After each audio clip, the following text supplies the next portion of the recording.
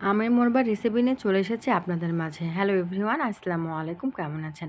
আশা করি সবাই ভালোই আছেন। আমি এখানে পরিমাপ মতো আম নিয়েছি।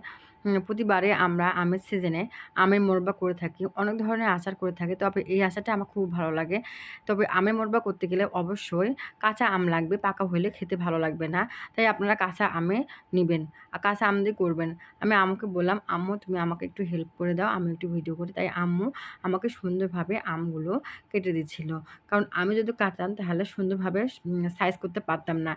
একের লেভেল হতো না। এজন্য আম্মুকে বললাম, "তুমি আমাকে একটু হেল্প করে দাও।" আম্মু আবার আমাকে সুন্দরভাবে কেটে দিচ্ছিল। কিন্তু বেশি মোটা বা বেশি চিকন করা যাবে না। স্বাভাবিকভাবে কাটতে হবে। তাছাড়া খেতে কিন্তু ভালো লাগবে না। অবশ্যই সুন্দরভাবে আমগুলো কেটে নিতে হবে। আমগুলো কাটা হয়ে যাচ্ছে কথা বলতে, বলতে। যাই হোক আম কাটা হয়ে গেছে। তারপর আমি সুন্দরভাবে এগুলো ধুয়ে নিতে হবে। কড়াইয়ে পরিমাপ মতো পানি দিতে হবে। কারণ এগুলো ভাপে নিতে হবে। কড়াইয়ে পানি দেওয়ার আগে একটু নুন দিয়েও নিতে হবে। নুন দেওয়া হয়ে গেলে আমি কাটা আমগুলো পানির মধ্যে দিয়ে সুন্দরভাবে নেড়ে-চেড়ে একটু সিদ্ধ করে নেব। বেশি সিদ্ধ করা যাবে হালকা সিদ্ধ করে নিয়েছি। তারপর আমি এগুলো নেমে নেব। বেশি সিদ্ধ করা যাবে না। সিদ্ধ করা হয়ে গেছে। তারপর আমি এগুলো নেমে নিচ্ছি। নেমে নেওয়ার পর কড়াইয়ে আমি পরিমাপ মতো চিনি আর পানি দিয়েছি। আপনারা আপনাদের পরিমাপ মতো চিনি দিবেন, যে যতটুকু মিষ্টি খাবেন।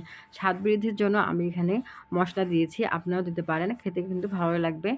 তাই আমি এখানে স্বাদ মতো মশলা দিয়ে দিয়েছি। সিদ্ধ করা আমগুলো আমি এই শিরার মধ্যে দিয়ে দিয়েছি। আস্তে, আস্তে জাল দিতে হবে। বেশি জোরে জাল দেওয়া যাবে না। আমি এখানে আস্তে, আস্তে জাল দিয়ে চিনির শিরাগুলো কমিয়ে নিয়েছি।